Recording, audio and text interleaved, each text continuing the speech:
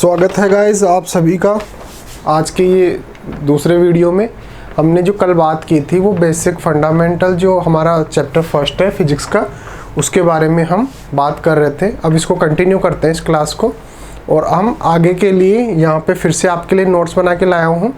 ये नोट्स भी आपको इस क्लास के तुरंत बाद सेंड कर दिए जाएंगे। क्लास पूरी देखने के बाद जब आप इन नोट्स को पढ़ेंगे तो अच्छे से समझ में आएंगे, और हर एक पॉइंट को इसके अंदर मेंशन करने की मैंने कोशिश की है ताकि कोई भी पॉइंट आपसे छूटे नहीं। तो देखिए, सबसे पहले हम शुरू करते हैं कि आवेश की उपस्थिति, जो आवेश होता है वो किसी भी वस्तु पर उपस्थित है या नहीं, इस बात को हम कैसे पता लगाएंगे। इस बात का पता लगाने के लिए हम एक उपकरण यूज करते हैं। तो आवेश के संसूचन के लिए हम यूज करते हैं एक उपकरण, और उपकरण का नाम क्या है? स्वर्ण पत्र विद्युतदर्शी।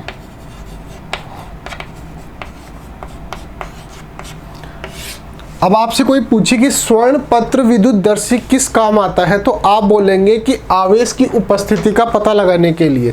याद रखिए, यहाँ पे ये आवेश का मान नहीं बता रहा है कि उस पर कितना आवेश उपस्थित है, ये बता रहा है कि उस पर जो आवेश है वो है भी या नहीं, यानी कि वो उदासीन है या फिर आवेशित है।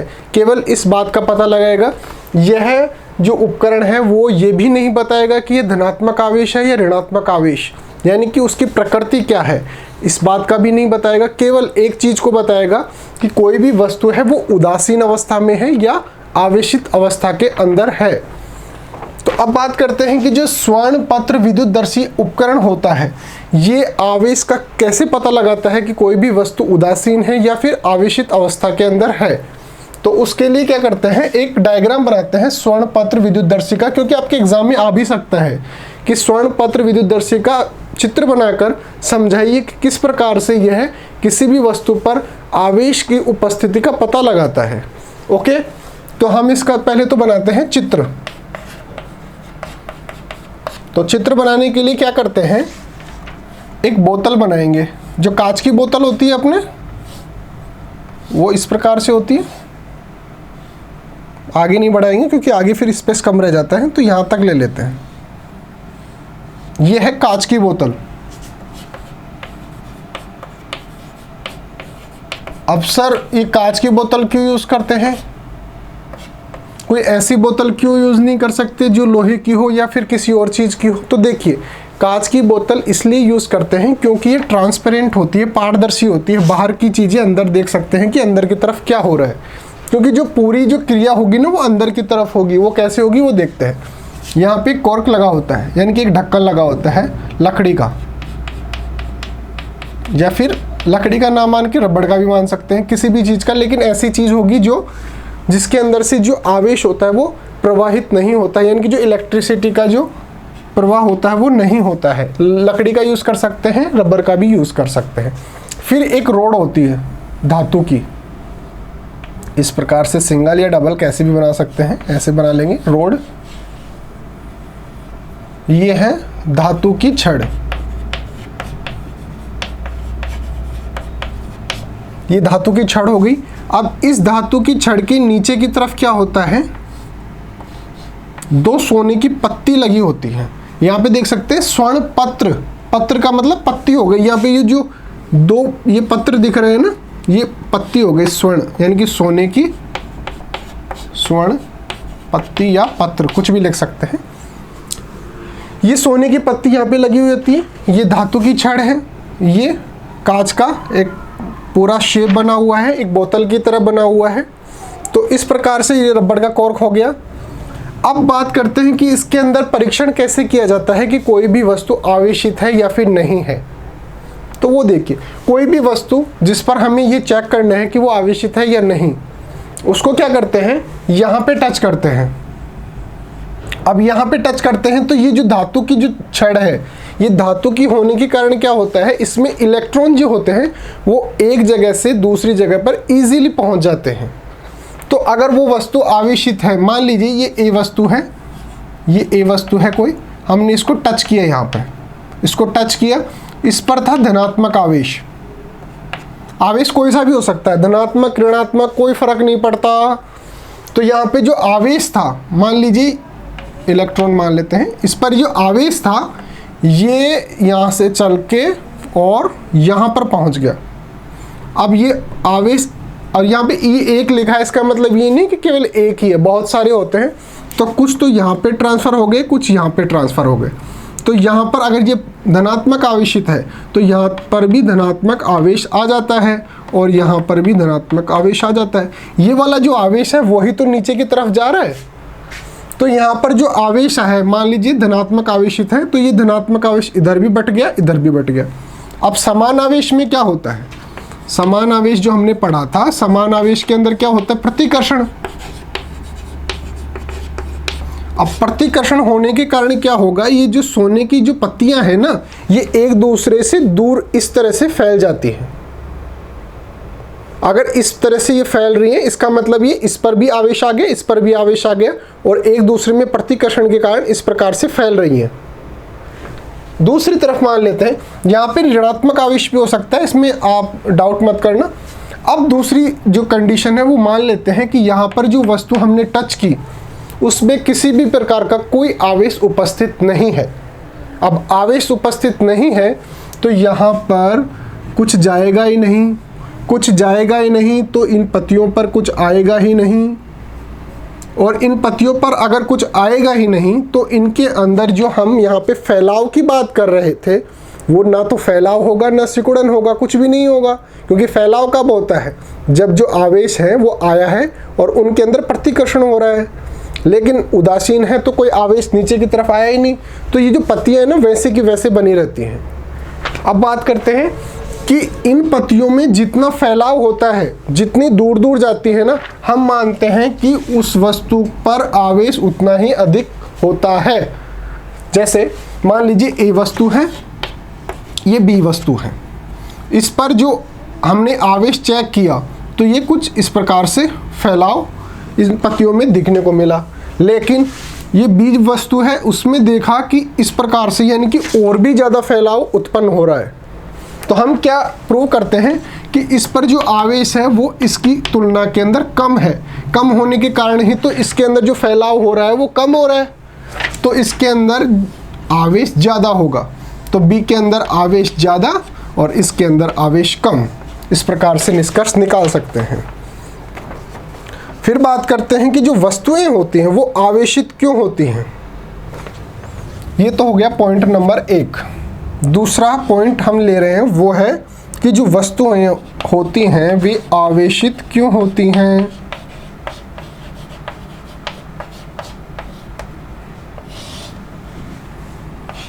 वस्तुएं आवेशित क्यों होती हैं, इसके लिए हम जो बेसिक फंडामेंटल हमने जो 5th या 6th में जो पढ़े होंगे वहाँ पर चलते हैं। कोई भी जो परमाणु होता है उसके बीच में होता है केंद्र, और केंद्र के अंदर होता है प्रोटॉन और न्यूट्रॉन। न्यूट्रॉन को छोड़ दो, केंद्र में होता है प्रोटॉन, और जो इलेक्ट्रॉन होते हैं वो इसके चारों तरफ चक्कर लगाते रहते हैं। हमने ऐसा छोटी कक्षा में पढ़ा है। अब देखिए, इसकी जो फंडामेंटल सिचुएशन होती है ना, जो आधारभूत होती है, उसके अंदर क्या होता है, प्रोटॉन और इलेक्ट्रॉन की जो संख्या होती है वो बराबर होती है। अब बराबर होने के कारण क्या होता है, और हम ये भी जानते हैं ना, प्रोटॉन पर जितना आवेश होता है इलेक्ट्रॉन पर भी उतना ही आवेश होता है, लेकिन ये धनात्मक होता है और ये ऋणात्मक होता है। तो अगर इन दोनों की संख्या बराबर है तो जो कुल आवेश होगा वो कितना होगा, 0। और अगर किसी भी वस्तु पर 0 आवेश है, इसका मतलब हम क्या बोलते हैं, वो वस्तु क्या है, उदासीन।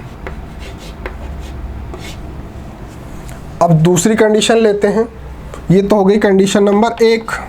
अब दूसरी कंडीशन लेते हैं जिसके अंदर एक ये परमाणु हो गया या वस्तु हो गई, मान लीजिए ये प्रोटॉन और ये इलेक्ट्रॉन, ये चारों तरफ हो गए। अब बात करते हैं कि मान लेते हैं इस पर हमने बाहर से किसी वस्तु से इलेक्ट्रॉन ले लिए, इसको किसी वस्तु से हमने इस प्रकार से रगड़ने पर क्या हुआ, जो दूसरी वस्तु थी उस वस्तु से इलेक्ट्रॉन ट्रांसफ़र होकर इस पर आ गए, तो कुछ इलेक्ट्रॉन इस पर पहुंच गए। अब इस पर इलेक्ट्रॉन पहुंच गए तो जो प्रोटॉन है वो तो उतने के उतने ही हैं, लेकिन जो इलेक्ट्रॉन है उनकी संख्या बढ़ गई पहले की तुलना में। यहाँ पर इलेक्ट्रॉन अगर बाहर से ग्रहण कर लिया, इसने इलेक्ट्रॉन ग्रहण किया है, अब इलेक्ट्रॉन ग्रहण किया है तो इसके पास प्रोटॉन की तुलना में इलेक्ट्रॉन की जो आधिक्य है वो ज़्यादा हो गया, यानी कि इलेक्ट्रॉन पर कौन सा आवेश होता है, ऋणात्मक आवेश। तो इस वस्तु पर कौन सा आवेश आ जाएगा, ऋणात्मक आवेश। अब आगे की कहानी तो आप समझ गए होंगे। तीसरी कंडीशन में क्या होगा, ये बीच में प्रोटॉन है, ये इलेक्ट्रॉन चारों तरफ है, ठीक है। अब क्या होगा, इसने एक इलेक्ट्रॉन त्याग दिया। यहाँ पे एक इलेक्ट्रॉन इसलिए ले रहा हूँ, देखिए एक इलेक्ट्रॉन जरूरी नहीं है कि एक ही त्यागे, ज़्यादा भी त्याग सकता है। इसने इलेक्ट्रॉन त्याग दिया, यानी कि हमने जब दो वस्तुओं को रगड़ा आपस में, तो ये जो वस्तु थी इसने दूसरी वस्तु को इलेक्ट्रॉन दे दिया। अब इसने इलेक्ट्रॉन दे दिया तो इलेक्ट्रॉन की, प्रोटॉन तो उतना का उतना है, इलेक्ट्रॉन की संख्या कम हो गई।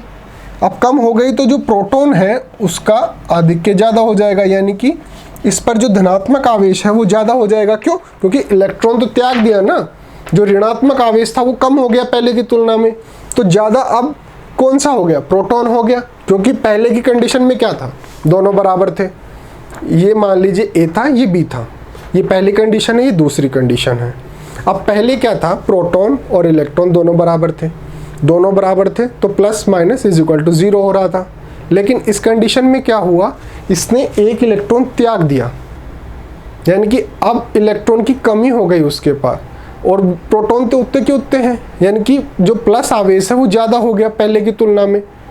तो यहाँ पर आवेश कौन सा आ जाएगा, धनावेश, यानी कि वस्तु इस स्थिति के अंदर धनावेशित हो जाएगी। तो अगर कोई वस्तु इलेक्ट्रॉन त्यागती है तो उस पर आएगा धनावेश, अगर कोई वस्तु इलेक्ट्रॉन ग्रहण करती है तो उस पर आएगा ऋणात्मक आवेश। और जो हम उदासीन अवस्था देखते हैं उसके अंदर वस्तु ना तो इलेक्ट्रॉन त्यागी हुई होती है और ना ग्रहण की हुई होती है, उसमें प्रोटॉन और इलेक्ट्रॉन की संख्या बराबर होती है और इस कारण उस पर कोई आवेश नहीं होता है और वो वस्तु क्या होती है, उदासीन होती है। हम एक उदाहरण देख लेते हैं। उदाहरण दे रखा है आपके, दे रखा है रेशम का जो कपड़ा होता है उसको हम कांच की छड़ से जब रगड़ते हैं, ठीक है, तो इस कंडीशन में क्या होता है, जो कांच की छड़ होती है वहां से इलेक्ट्रॉन इसमें चला जाता है, यानी कि जो कांच की छड़ है उसमें से इलेक्ट्रॉन निकल के और रेशम की जो कपड़ा है उसके अंदर स्थानांतरित हो जाते हैं। तो देखिए इलेक्ट्रॉन की यहाँ पे क्या हो रही है, कमी हो रही है। क्यों? क्योंकि यहाँ से निकल के यहाँ पर चला गया, इलेक्ट्रॉन की कमी हो रही है, यानी कि ये त्याग रहा है। तो त्याग रहा है तो इस पर कौन सा आवेश आएगा, धनात्मक आवेश। तो जो कांच की छड़ है उस पर आ जाएगा धनात्मक आवेश। अब ये रेशम का जो कपड़ा है ये इलेक्ट्रॉन ग्रहण कर रहा है, और जब ग्रहण करता है तो क्या होता है, इलेक्ट्रॉन ग्रहण करता है तो उस पर ऋणात्मक आवेश आ जाता है। तो जब हमने शुरुआत वाली यानी कल वाली क्लास में जब देखा था कि रेशम के कपड़े और कांच की छड़ को जब आपस में रगड़ा था तो उनके अंदर वो आवेशित हो गई थी। अब वो किस प्रकार से हुई थी, कांच की छड़ पर तो आ गया था धनावेश और रेशम का जो कपड़ा था उस पर आ गया था ऋणावेश। तो इस प्रकार से ये दोनों आवेशित हो गई थी। तो हम निष्कर्ष की बात करें कि निष्कर्ष अगर हम निकालें तो निष्कर्ष क्या निकाल सकते हैं, निष्कर्ष ये निकलेगा कि आवेश का जो कारण होता है वो होता है स्थानांतरण, यानी कि आवेश एक वस्तु से दूसरी वस्तु में जाता है। ऐसा नहीं है इसके पास कोई मशीन थी जिसके कारण इसने आवेश बना लिया। आवेश केवल एक वस्तु से दूसरी वस्तु में स्थानांतरित होता है। और आवेश का अर्थ क्या होता है, यानी कि आवेश कब होती है, कोई भी वस्तु आवेशित कब होती है, इलेक्ट्रॉन का अभाव, यानी कि उसने इलेक्ट्रॉन त्याग दिए तो कमी हो गई। तो यानी कि अगर धनात्मक आवेश है तो इसका मतलब उस पर इलेक्ट्रॉन का अभाव हो गया, इस पर धनावेश। और आधिक्य हो जाता है अगर, यानी कि कोई वस्तु इलेक्ट्रॉन ग्रहण कर लेती है, यानी कि उस पर इलेक्ट्रॉन पहले की तुलना में ज़्यादा हो गए, तो उस कंडीशन के अंदर वो ऋणात्मक आवेशित हो जाती है। तो यहाँ तक की बात कंप्लीट हो जाती है। आगे हम बात करेंगे, वो बात करेंगे कि चालक और विद्युत रोधी ये पदार्थ क्या होते हैं और इनके अंदर डिफरेंस जो होता है वो क्या होता है, और जो द्रव्यमान होता है, द्रव्यमान की अगर हम आवेश से तुलना करें तो क्या क्या तो उसके अंदर समानता होती है और क्या क्या उनके अंदर डिफरेंस हो सकता है। तो हम बात करते हैं चालक व विद्युत रोधी। देखिए यहाँ ये प्रश्न इंपॉर्टेंट बन सकता है, इनके अंदर 1-2 नंबर के अंदर पूछा जा सकता है कि चालक और विद्युत रोधी पदार्थ कौन से होते हैं और इनकी परिभाषा क्या होती है। यानी कि आपको इनकी परिभाषा और उदाहरण दोनों याद रखने हैं। तो सबसे पहले चालक की बात करें तो चालक वे पदार्थ होते हैं जिनके अंदर जो विद्युत का प्रवाह होता है वो आसानी से हो जाता है। तो हम इसकी परिभाषा लिखेंगे, वे पदार्थ जिनमें विद्युत प्रवाह आसानी से संभव। तो ऐसे पदार्थ जिनके अंदर विद्युत प्रवाह आसानी से हो जाता है उनको हम बोलते हैं चालक पदार्थ। अब बात करें कि इनकी उदाहरण बताओ। यह विद्युत का मतलब वो ये इलेक्ट्रिसिटी जो हमारे घरों में आती है ना, तो वे पदार्थ जिनके अंदर इलेक्ट्रिसिटी जो फ्लो होता है, यानी कि एक जगह से दूसरे जगह पर इलेक्ट्रिसिटी पहुंचा सकते हैं, तो उनको हम बोलते हैं चालक। अब बात करते हैं इनका उदाहरण।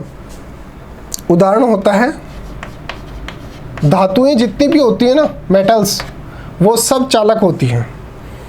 फिर मानव और जो जंतु का शरीर होता है वो भी चालक की श्रेणी में आते हैं। अब बात करेंगे सर ये मानव शरीर कैसे आ गया चालक की श्रेणी के अंदर। आप एक जो तार है जिसमें इलेक्ट्रिसिटी आ रही है उसको पकड़ लेना, दूसरे हाथ से अपने दोस्त को पकड़ लेना। आपके अंदर जितना करंट आएगा ना उसके अंदर भी लगभग उतना ही करंट पहुंच जाएगा। कैसे पहुंच जाएगा? क्यों? क्योंकि आपका शरीर भी एक चालक की तरह कार्य करता है। इसी प्रकार से जो जंतु होता है उसका शरीर भी एक चालक की तरह कार्य करता है। अब बात करते हैं कि सर ये चालक होता है लेकिन इसके अंदर जो विद्युत प्रवाह होता है वो क्यों होता है? इसका कारण तो होगा। तो इसका अगर कारण की बात करें कि विद्युत प्रवाह क्यों होता है, तो इलेक्ट्रॉन की इसके अंदर स्वतंत्रता पाई जाती है। यानी कि इसके अंदर जो स्वतंत्र इलेक्ट्रॉन होते हैं उनकी संख्या ज़्यादा होती है। स्वतंत्र इलेक्ट्रॉन होने की वजह से क्या होता है, ये इलेक्ट्रॉन एक जगह से दूसरी जगह पर आराम से मूवमेंट कर सकते हैं, आराम से एक दूसरे से गति कर सकते हैं। जैसे मान लीजिए यहाँ पे कोई इलेक्ट्रॉन है, ये थोड़ी देर बाद में यहाँ चला गया, यहाँ चला गया, तो इस प्रकार से जो गति होगी ये इसी को तो हम इलेक्ट्रिसिटी बोलते हैं। इलेक्ट्रॉन का एक जगह से दूसरी जगह पर अगर स्वतंत्र रूप से गति हो रही है तो उतना ही अच्छा वो चालक माना जाता है। हमने अभी जब सोने की जो पत्तियाँ ली थी, जो स्वर्ण विद्युत दर्शी हमने यूज़ किया था वहाँ पे, उसमें सोने की पत्तियाँ क्यों ली थी? क्योंकि वो बहुत अच्छा चालक माना जाता है, सुचालक माना जाता है इलेक्ट्रिसिटी का।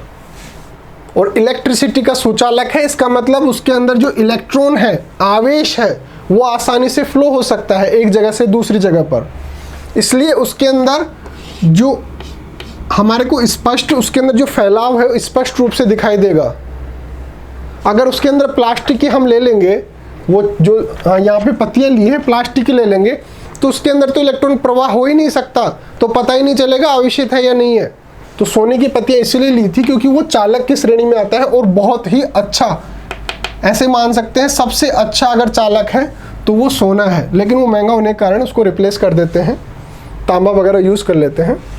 ठीक है, तो कारण क्या होता है चालक होने का? क्योंकि इसके अंदर स्वतंत्र इलेक्ट्रॉन की अधिकता होती है। स्वतंत्र इलेक्ट्रॉन बहुत अधिक मात्रा में पाए जाते हैं, तो देखिए यहाँ पे जो प्लस का आवेश था ना, एक प्लस का तो ये था और दो ये थे, तो 3 तो हो गए प्लस के और 4 हो गए माइनस के। तो अगर इसको टोटल देखेंगे तो 1 बच गया, लेकिन किसका? माइनस का। तो ये होता है बीजगणितीय योग। हमने यहाँ पे योग किया है, प्लस किया है, लेकिन उसको चिन्ह के साथ लिखा है। तो इस प्रकार से अगर किसी भी वस्तु पर हमें कुल आवेश का मान ज्ञात करना है तो हम सभी का योग करेंगे, लेकिन उसको चिन्ह के साथ लिखेंगे, और इस प्रकार से जो हमें योग प्राप्त होगा वो उस पर कुल आवेश के बराबर होगा। तो हम कुल आवेश के लिए मान लीजिए किसी वस्तु पर Q1, Q2, Q3, Q4 इस प्रकार से n तक जा रहा है, तो इस पर कुल आवेश जो होगा वो होगा Q1, Q2, Q3 इस प्रकार से Qn तक जाएगा। तो किसी भी वस्तु पर उपस्थित आवेश सभी के बीजगणितीय योग के बराबर होता है, आपको ये याद रखना है। अब बात करते हैं कि द्रव्यमान, इसके अंदर भी तो जो योग होता है, लेकिन इसके अंदर योग कैसा होता है? योग कैसा होता है? वो केवल धनात्मक होता है। क्यों? क्योंकि जो द्रव्यमान होता है वो कभी ऋणात्मक हो ही नहीं सकता। आपने कभी सुना है कि -1 kg? आपने कहीं जाके बोला हो कि -1 kg तोल दो? नहीं होता, क्योंकि जो द्रव्यमान होता है वो ऋणात्मक हो ही नहीं सकता। ये द्रव्यमान में और आवेश में अंतर होता है कि द्रव्यमान जो है वो धनात्मक ही हो सकता है, लेकिन आवेश जो है वो धनात्मक और ऋणात्मक कुछ भी हो सकता है। और आपकी बुक के अंदर एक एग्जाम्पल दे रखा है कि हमें क्या करना है, उसके अंदर कुल आवेश कितना है किसी वस्तु पर वो ज्ञात करना है। तो उस वस्तु पर हमें +1, +2, +-3, +4 और +-5 इसको हम कूलाम मान सकते हैं। सबके अंदर कूलाम है, क्योंकि जो आवेश का जो मात्रक होता है ना वो कूलाम होता है, ऐसा ही मात्रक। तो इस प्रकार से हम क्या करते हैं, जो प्लस वाले हैं उनको जोड़ लेते हैं, 1 और 2 3 और ये हो गए 7, प्लस के हो गए 7 और माइनस के कितने हो गए 8। तो बचा कितना? माइनस का 1 कूलाम बच गया। तो इस वस्तु पर जो कुल आवेश है वो कितना होगा? 1 कूलाम के बराबर। हमने सभी का क्या किया? बीजगणितीय योग किया। ये थी आवेश की पहली मूलभूत गुण। उसकी जो प्रॉपर्टी होती है, बेसिक प्रॉपर्टी जो होती है आवेश की, इलेक्ट्रिक चार्ज की, वो हमने यहाँ पे देख ली। वो क्या थी कि किसी भी वस्तु पर जो आवेश होता है वो सभी के बीजगणितीय योग के बराबर होता है। अब बात करते हैं दूसरी प्रॉपर्टी, देखते हैं इलेक्ट्रिक चार्ज की। वो क्या होता है? आवेश जो होता है वो संरक्षित रहता है। आवेश जो रहता है वो हमेशा संरक्षित रहता है। अब सर इसका मतलब क्या है? इसका मतलब ये हो गया कि आवेश को न तो उत्पन्न किया जा सकता है और न ही नष्ट किया जा सकता है। आवेश जो होता है वो केवल एक वस्तु से दूसरे वस्तु पर स्थानांतरित होता है, यानी कि यहाँ से चल के यहाँ पर चला जाता है।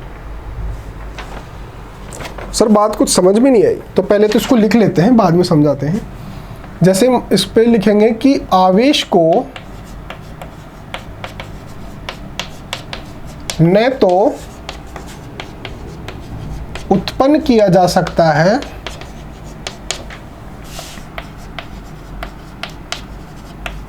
और न ही नष्ट किया जा सकता है। ये यहां पर हमने देख लिया कि आवेश को न तो उत्पन्न किया जा सकता है और न ही नष्ट किया जा सकता है। आवेश को केवल एक वस्तु से दूसरी वस्तु पर स्थानांतरित किया जा सकता है। जैसे उदाहरण दे रखा है, मतलब उदाहरण से समझ लेते हैं इसको। जैसे हमने क्या किया था अभी, ये एक कोई वस्तु थी और ये कोई बी वस्तु थी, ठीक है। ये कोई वस्तु है ए और बी। हमने क्या किया, इनको आपस में रगड़ा। इनको आपस में रब किया। After rubbing these two things, अब हम क्या देखते हैं कि एक वस्तु पर आ जाता है धनात्मक आवेश और एक वस्तु पर आ जाता है ऋणात्मक आवेश। अब वो कैसे होता है वो देखते हैं, कौन सी पे धनात्मक आया, कौन सी पे ऋणात्मक। मान लेते हैं कि यहाँ से इलेक्ट्रॉन निकलकर यहाँ पर चले गए, बी में से इलेक्ट्रॉन निकलकर ए में चले गए। हमने अभी क्या पढ़ रहे हैं कि आवेश केवल स्थानांतरित हो सकता है। तो यहाँ से इलेक्ट्रॉन निकलकर इसमें चले गए तो इस पर क्या हो गया, इलेक्ट्रॉन की कमी हो गई। इलेक्ट्रॉन की कमी हो गई तो इसका मतलब इसमें प्रोटॉन की मात्रा ज़्यादा हो गई। प्रोटॉन पे कौन सा आवेश होता है, धनात्मक आवेश, तो इस वस्तु पर आ जाएगा धनावेश। इस पर इलेक्ट्रॉन ज़्यादा हो गए, प्रोटॉन की तुलना में इलेक्ट्रॉन ज़्यादा हो गए। इलेक्ट्रॉन पे कौन सा चार्ज होता है, ऋणात्मक आवेश, तो इस वस्तु पर आ गया ऋणात्मक आवेश। तो ये वस्तु तो हो गई ऋणात्मक आवेशित और ये हो गई धनात्मक आवेशित। यहाँ पे अगर देखेंगे तो जितना इस पर ऋणावेश आया है उतना ही इस पर धनावेश आया है। यानी कि अगर 4 इलेक्ट्रॉन निकल के गए हैं ना, तो यहाँ पर 4 इलेक्ट्रॉन ही पहुँचे हैं, बीच में कहीं नष्ट नहीं हो रहे। आइडियल कंडीशन मानते हैं कि जितना इस पर धनावेश है उस पर उतना ही ऋणात्मक आवेश है। तो अगर इस पर 4 मान लेते हैं, इलेक्ट्रॉन हटा दो, 4 कूलाम आवेश धनात्मक आया है तो इस पर भी 4 कूलाम आवेश आएगा, लेकिन वो कैसा होगा, ऋणात्मक आवेश। तो आइडियल कंडीशन क्या होगी, ये दोनों बराबर हैं। अगर दोनों को प्लस करेंगे, बीजगणितीय योग करेंगे, अभी क्या पढ़ा था, वह जो निकाय है पूरा का पूरा, उस पर कुल आवेश कितना है। मान लीजिए हमें ये ज्ञात करना है कि कुल आवेश बताइए कितना है, तो हम दोनों का बीजगणितीय योग करेंगे तो -4 coulomb plus 4 coulomb is equal to 0। यानी कि निकाय का कुल आवेश 0 है। आवेश न तो उत्पन्न हुआ है और न ही नष्ट हुआ है, केवल स्थानांतरित हुआ है एक वस्तु से दूसरी वस्तु में। यही इसकी दूसरी प्रॉपर्टी है कि आवेश को न तो उत्पन्न किया जा सकता है और न ही नष्ट किया जा सकता है, केवल एक वस्तु से दूसरी वस्तु में ट्रांसफर किया जा सकता है। अब हम आवेश का जो इन तीनों में से सबसे इंपॉर्टेंट जो गुण है वो पढ़ते हैं, क्वांटाइजेशन ऑफ इलेक्ट्रिक चार्ज, यानी कि आवेश का क्वांटीकरण। आवेश का क्वांटीकरण का जो गुण होता है वो क्या होता है, तो हम नेक्स्ट पढ़ रहे हैं। आवेश का तीसरी प्रॉपर्टी है आवेश का क्वांटीकरण। ये क्या होता है वो देख लें। देखिए, हम ये मानते हैं कि जो आवेश स्थानांतरित होता है ना, वो इलेक्ट्रॉन के रूप में होता है। यानी कि इलेक्ट्रॉन एक जगह, एक वस्तु से निकल के दूसरी वस्तु में या तो चले जाते हैं या फिर प्राप्त होते हैं। जैसे ये ए वस्तु है, ये बी वस्तु है। यहाँ से इलेक्ट्रॉन निकल के गया, मान लीजिए 1 इलेक्ट्रॉन गया है, तो इलेक्ट्रॉन जा रहे हैं, यहाँ पे 2 इलेक्ट्रॉन, 3 इलेक्ट्रॉन, 4 इलेक्ट्रॉन। तो जो आवेश का स्थानांतरण हो रहा है वो एक पूर्ण गुणज के रूप में हो रहा है, और वो पूर्ण गुणज किसका है, इलेक्ट्रॉन का, क्योंकि न्यूनतम आवेश कितना स्थानांतरित हो सकता है, 1 इलेक्ट्रॉन। आपके एग्जाम में भी ऑब्जेक्टिव या कैसे भी किसी भी कॉम्पिटिटिव एग्जाम में पूछा जा सकता है, न्यूनतम आवेश एक वस्तु से दूसरी वस्तु में कितना ट्रांसफर हो सकता है, स्थानांतरित हो सकता है, 1 इलेक्ट्रॉन के बराबर। 1 इलेक्ट्रॉन के अंदर कितना चार्ज होता है, 1.6 × 10⁻⁻19 कूलाम। ये न्यूनतम आवेश है जो एक वस्तु से दूसरी वस्तु में ट्रांसफर हो सकता है। तो आवेश,